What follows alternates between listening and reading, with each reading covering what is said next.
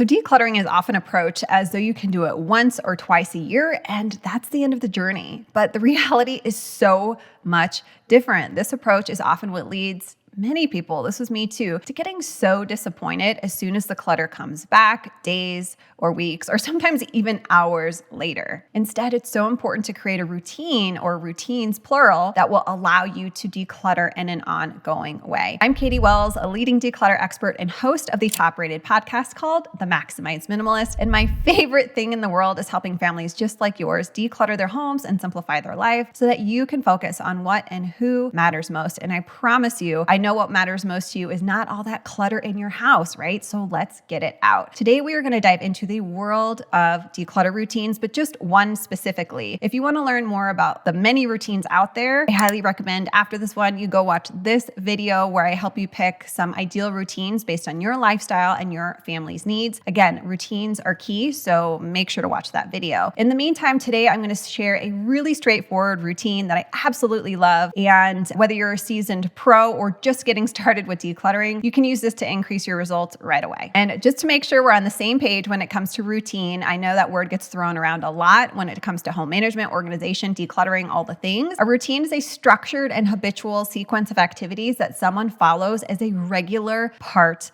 of their life, right? Emphasis on regular, or maybe another word would be consistent or recurring, right? Not once and done, or not once or twice a year when you're rage decluttering, right? Ongoing. Just like you might have cooking routines or exercise routines or other routines in your life, so should you have a decluttering routine, right? This is a lifestyle. And if you think about it, like take a step back for a second. Stuff is coming into your home 365 days of the year. I know we're heading into the holiday season. Even more stuff is going to be coming in to your home. While some of those are going to be consumables, quite a lot of them are going to be or end up being clutter at some point, right? We are not meant to have stuff forever. And something that may have been so useful and loved by you and your family 6 months ago or 6 years ago might be clutter now. This is why we have to get into the habit of these consistent routines to, again, make progress. And number two, maintain the progress that you're working so hard for anyway. This is why routines are like the unsung heroes of clutter control. They are truly amazing. And speaking of routines, if you've been on my channel for a while, you know I sing the praises of clutter audits, which take just seconds a day and definitely move the needle. It's a great habit to have. But there is something to be said about these longer purges. All right, so without further ado, we are going to dive into the routine I want you to use right away today to get results. And it is called 25 to Thrive. All right, this routine is simple. The name is catchy. All right, so win-win already. So 25 minutes. This is a very strategic time frame. Been helping women and families declutter for many years. And there's something to be said about the time, right? If you can do longer than 25 minutes, by all means do that. But I usually find that around the 30-minute plus mark, a lot of us tend to hit what's called decision fatigue, right? You can't make another decision. All of a sudden you feel overwhelmed. Your brain's tired and you become a lot less effective at decluttering. Now, some people tend to push through that, but what happens is you tend to have to re-declutter the same spot over and over and over again because you're just less effective, which means ultimately you're going to be coming back to that. So stick to the 25 minutes if you can. And by the way, it's about the length of maybe one of your favorite TV shows or about 2 of my podcast episodes if you need something to listen to inspire you along the way. Step 1 is you are going to declutter for just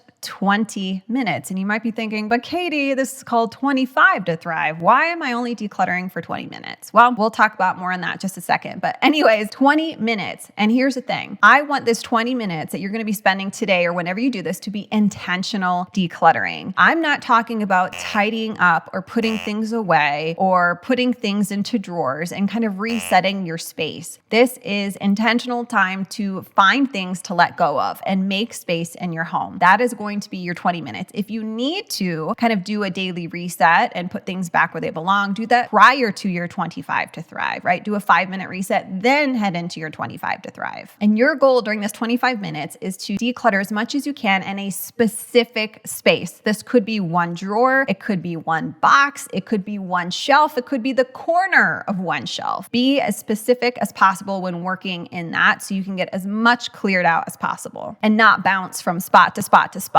Because at the end of that 25 minutes, if you've worked on 4 or 5 5 different locations, you're not going to feel like you've made a ton of progress, even though you may have gotten rid of a lot, because your progress is scattered all over the place instead of condensed in one location. All right, 20 minutes is up. You can set a timer if you'd like to remind you, beep, 20 minutes is up. You're going to head into step 2, which is where you are going to reset the space for about 3 minutes. Think about all the times you've decluttered and walked away after a declutter session only to have a bigger mess to handle later, or a bigger mess than when you started. This is because you didn't account for or include time to reset the space, right? All the stuff that's been pulled out that maybe you need to move into another shelf or another box or another spot in your home. This is the time you're going to take to do that. Basically reorganize or put things back in the space where you were just working, if they're going to be kept. Please do not skip this step. If you do, every single time you will walk away with a bigger mess than one that you started with. All right, your 23 minutes is up. You have 2 minutes left. You are rounding the corner. You see the light at the end of the tunnel. We are ready to go, and we are ready to focus those last 2 minutes on donating and bagging and boxing up everything that's been left out that you need to declutter. You want to make it a priority to ensure those things that you need to let go of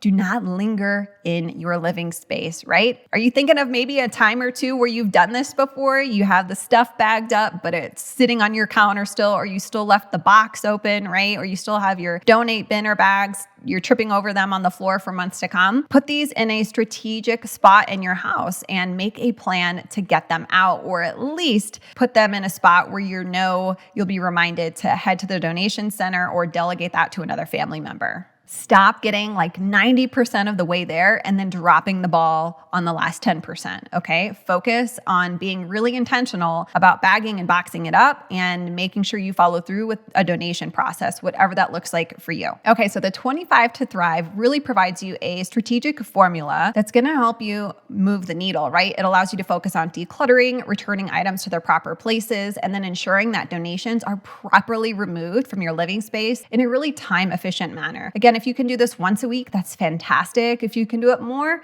that's great too. And remember that routines are about liberation, not restriction. Really developing routines like this one especially shouldn't feel like a straitjacket, right? Instead, think of it like your path to freedom. Routines free you from the stress of constantly having to deal with clutter, wondering what to do next, wondering how you're going to tackle it, right? This simple routine can help you solve so many of your clutter problems. And a routine like 25 to Thrive really starts to shine the more consistent you are. I say this all the time, consistency is key. But here's the thing, consistency doesn't mean never giving up, right? Life is great at throwing us curveballs and getting in the way sometimes of our goals. But consistency doesn't mean perfection. It means never giving up. So if you're traveling for the holidays or life just gets busy, come back in January or even before and do this strategy. And I promise you, it's going to help. Implementing routines is going to make sure you don't have to deal with the stress and overwhelm and just deal with clutter forever. But that doesn't mean you're never going to hit a plateau. So if you're feeling stuck right now, click the video on the screen to learn what the culprit of your stall out is.